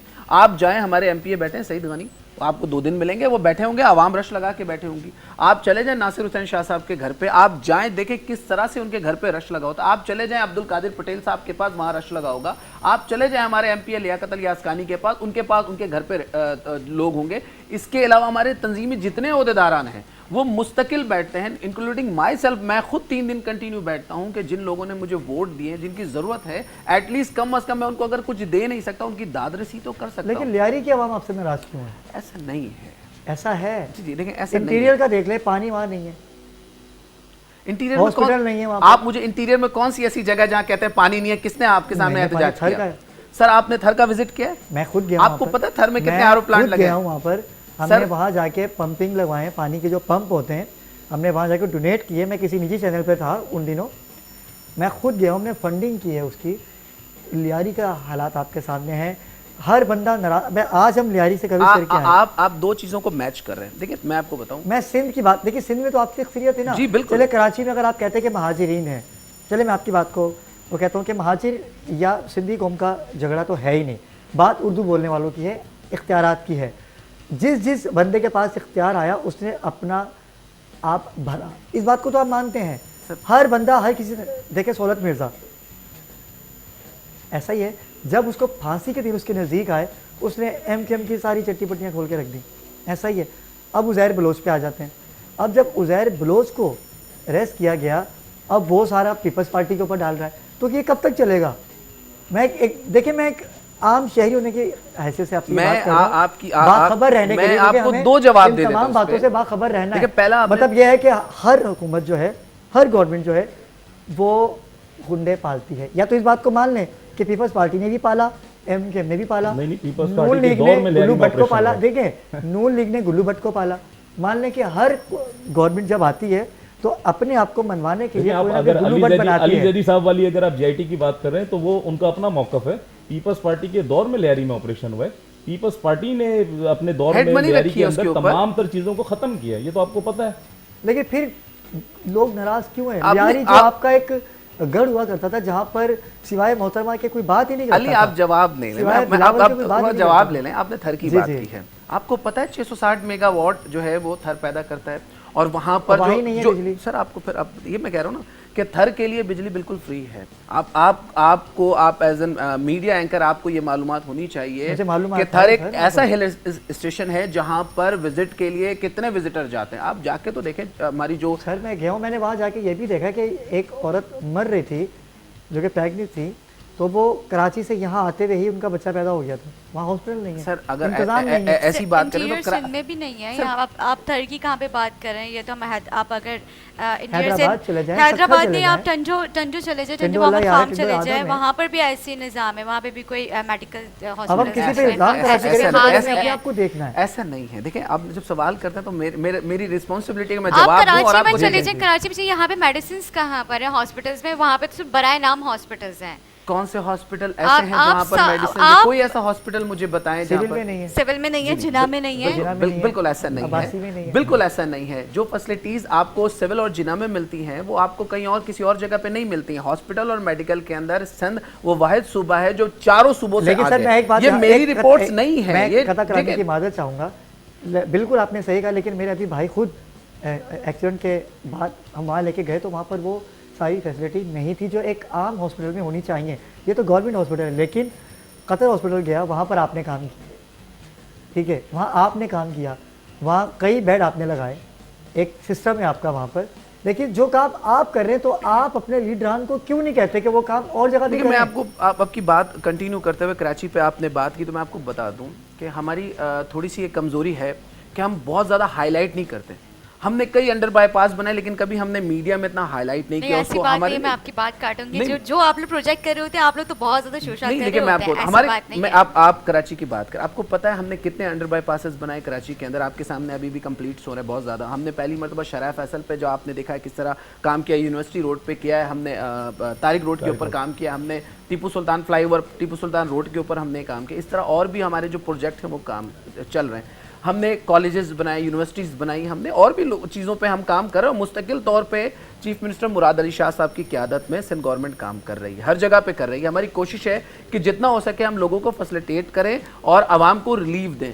आपने देखें दो मर्ज कर दिया, आपने सवाल किया, रमीज साहब ने जवाब दिया आपको इस हवाले से, अली जैदी के हवाले से। देखिए पाकिस्तान पीपल्स पार्टी कभी भी तशद्दुद की सियासत नहीं करती। मोहतरमा बीबी शहीद भी इसके खिलाफ थी, भुट्टो साहब भी, बिलावल साहब भी इसके खिलाफ हैं। हम तशद्दुद की सियासत करते हैं, कलम की सियासत करते हैं। हमारा मकसद है कि सियासत को इबादत पर तरजीह दें। आप पूरे पाकिस्तान में जाकर देख लें, जो पॉलिसीज़ पीपल्स पार्टी की, जो नज़रिया पीपल्स पार्टी का, वो आपको किसी और पॉलिटिकल पार्टी में नहीं मिलेगा। आपने अली जैदी साहब की JIT की बात की, अली जैदी साहब कभी डिफेंस से निकले हैं जो उनको पता चले?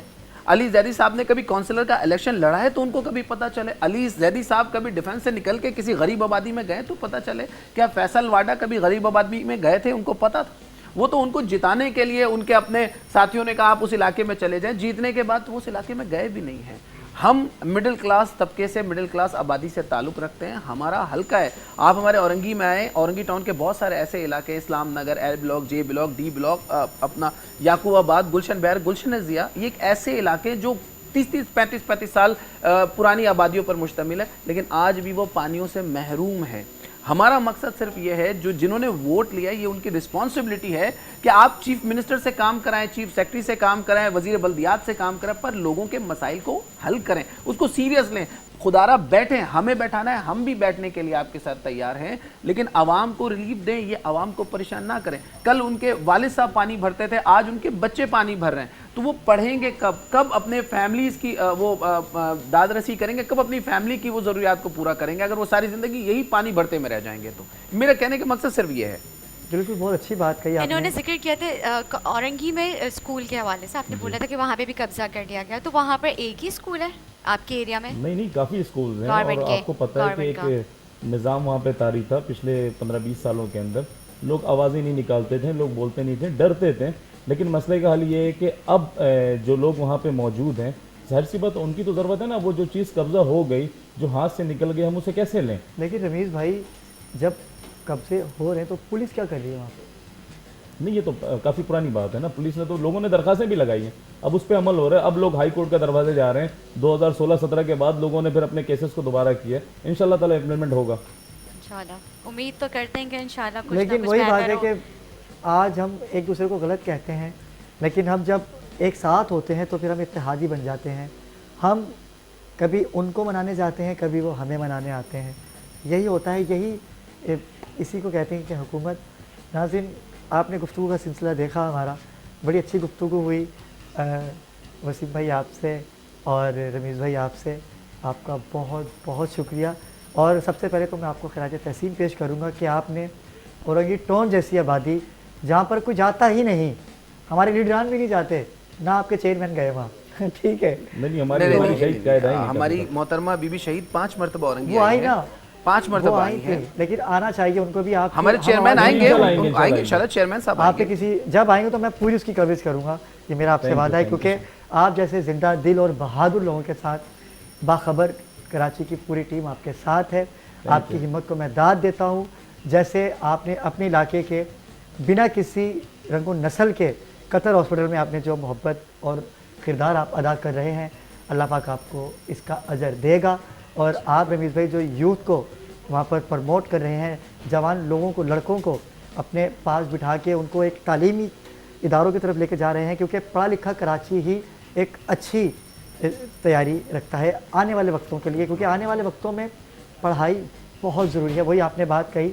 और नाज़रीन, जब हम स्कूलों पे, हॉस्पिटल पे कब्ज़े करके बैठ जाएंगे तो फिर ना अहली हमारी अपनी है कि हम जब खड़े नहीं होंगे, जैसे कि ये रमीज़ भाई खड़े हुए हैं, जैसे कि वसीम भाई खड़े हुए हैं, औरंगी टोन के और लोगों को भी चाहिए कि इनकी हम आवाज़ बने। और ये बात, ये सिलसिला यहीं ख़त्म नहीं होगा, हम आइंदा भी आएंगे और देखेंगे कि इस प्रोग्राम से MNAs और MPs को क्या असर हुआ। अगर असर नहीं होगा तो हम 2 घंटे का पूरा शो औरंगी टोन में आपकी जगह पे करेंगे, मैं ऐलान करता हूँ। और इंशाल्लाह मिलते हैं एक छोटे से वक्फे के बाद, हमारे साथ रहिएगा।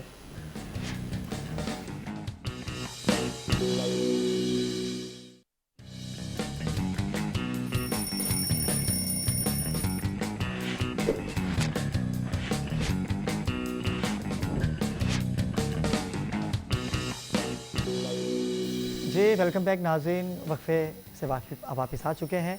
चलते हैं हमारे मेहमानों की जानिब, जो कि वकील भी हैं और उनके वालिद साहब भी आज हमारे साथ मौजूद हैं। मोहम्मद शाहिद, कैसे हैं शाहिद भाई आप? ठीक है भाई, बहुत अल्लाह पाक का करम, ठीक है आपकी, और ऐसी होनहार आपकी औलाद, माशाल्लाह, आपका नाम माशाल्लाह, अल्लाह पाक नज़र बस से बचाए। और दूसरे मेहमान हमारे Mohammad Zeeshan, advocate, high court. कैसे सर? ठीक है, तबीयत ठीक है आपकी? ज़ीशान भाई, शायद भी आप दोनों को शामिल गुफ्तगू करेंगे कि आजकल जो क्रिमिनल एक्टिविटीज़ में बहुत ज़्यादा इजाफा हो गया है, गुर्बत की वजह से स्ट्रीट क्राइम काफ़ी हद तक बढ़ चुका है, तलाकों के केस हैं, हैरेसमेंट के केसेस काफ़ी ज़्यादा हैं। तो और अब दूसरा ये कि आजकल जो है वो जो कोर्ट है, हाई कोर्ट, उसकी जो फैमिली और जो सिविल केसेस हैं तो वो भी सस्पेंड हो रहे हैं, तो उस हवाले से आप क्या कहेंगे? देखिए, ये असल में जो हमारे जो लोअर कोर्ट्स हैं, जो सेशन कोर्ट्स हैं, वहाँ पे आजकल जो है सिविल केसेस, फैमिली केसेस जो है, ये कोविड-19 ये जो कोरोना जो चल रहा है उसकी वजह से ये जो है ये तमाम केसेस जो है वो इस वक्त सस्पेंड हुए हैं।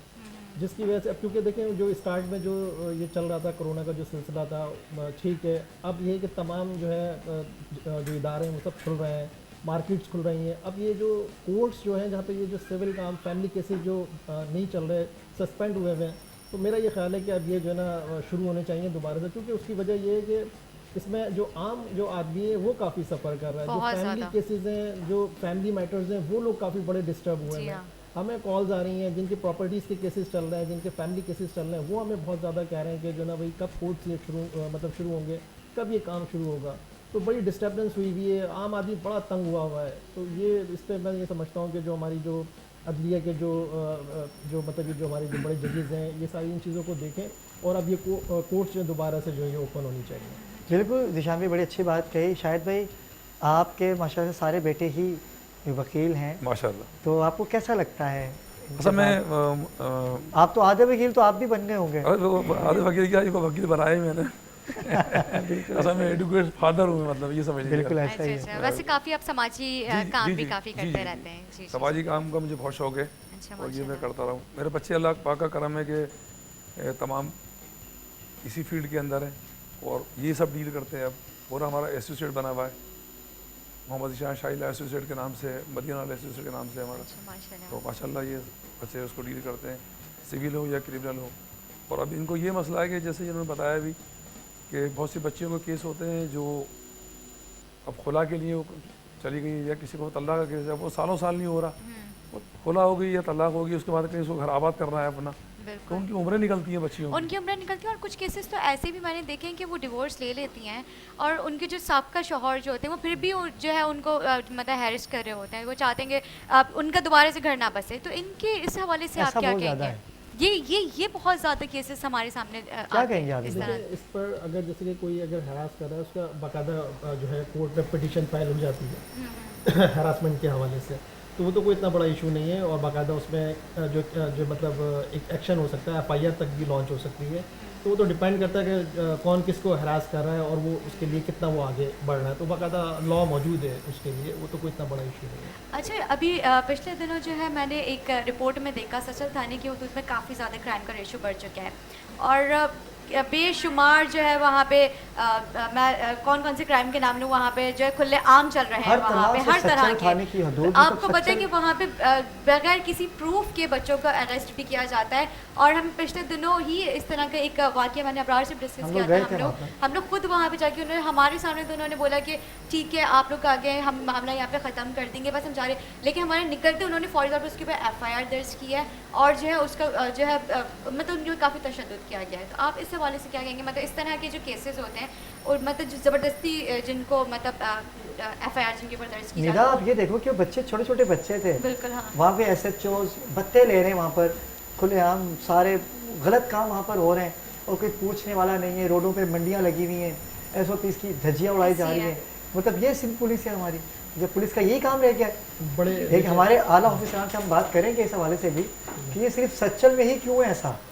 बड़े सच्चल में काफ़ी बड़ा थाना है आप, और जौहर और सच्चल थाना काफ़ी बड़ा थाना है ये आप देखा जब वहाँ पे, क्योंकि आबादी भी ज़्यादा की और वहाँ पे क्राइम का रेशो भी बहुत ज़्यादा है। तो अच्छा, वैसे तो अगर हम कोई जो अगर हम चाहते कि कोई FIR जो प्रूफ के हमारे पास मौजूद हो, हम चाहते कि वो FIR दर्ज हो जाए, लेकिन वो FIR दर्ज नहीं होती। लेकिन अगर किसी मजलूम को उन्होंने फंसाना होता है तो फौरी तौर पर उसकी FIR दर्ज हो जाएगी पैसे की बुनियाद पर। देखिए, बड़े अहम मतलब नुक्ते पर आपने बात की। बात दरअसल ये है कि जो ये क्राइम है ना, जो मेरी जो स्टडी है, जो मैंने जो समझा, ये किसी भी एरिया में बग़ैर पुलिस के रजामंदी से या मुलविस हुए बग़ैर क्राइम हो ही नहीं सकता। बिल्कुल, चाहे वो पान गुटके वाले मामलात हों या कोई और दीगर मामलात हों।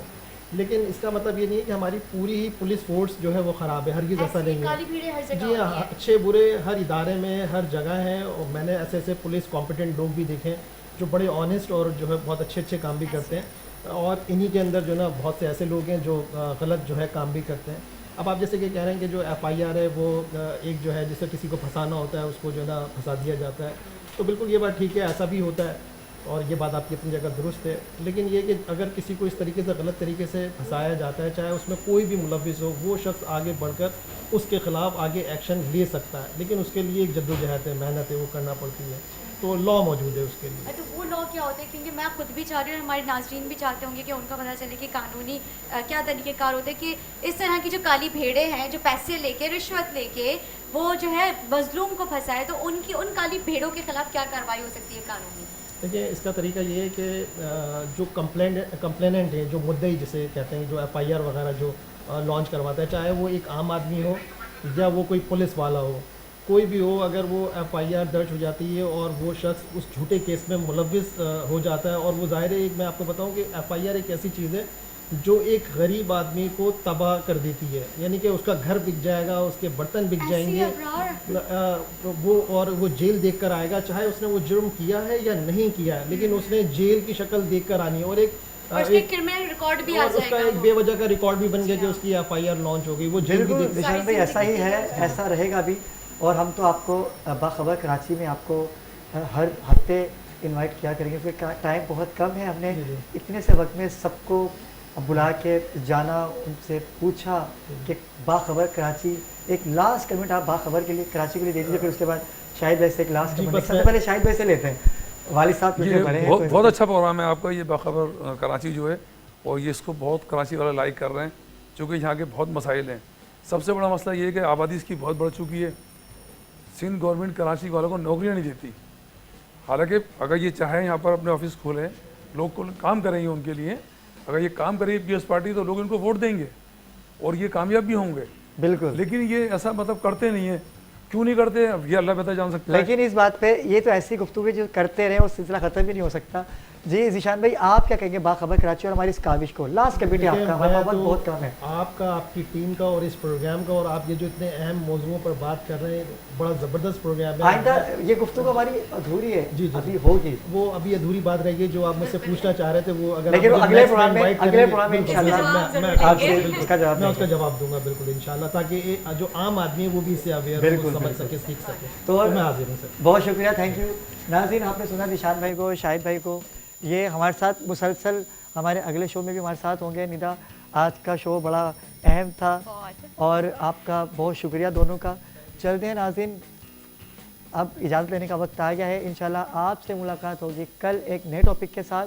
मुझे सैयद अली अबरार को दीजिए इजाज़त, और मुझे भी इजाज़त दी, और हमारी टीम को और हम सबको अपनी दुआओं में ज़रूर याद रखें। इंशाल्लाह मुलाकात होती है कल। अल्लाह हाफ़िज़।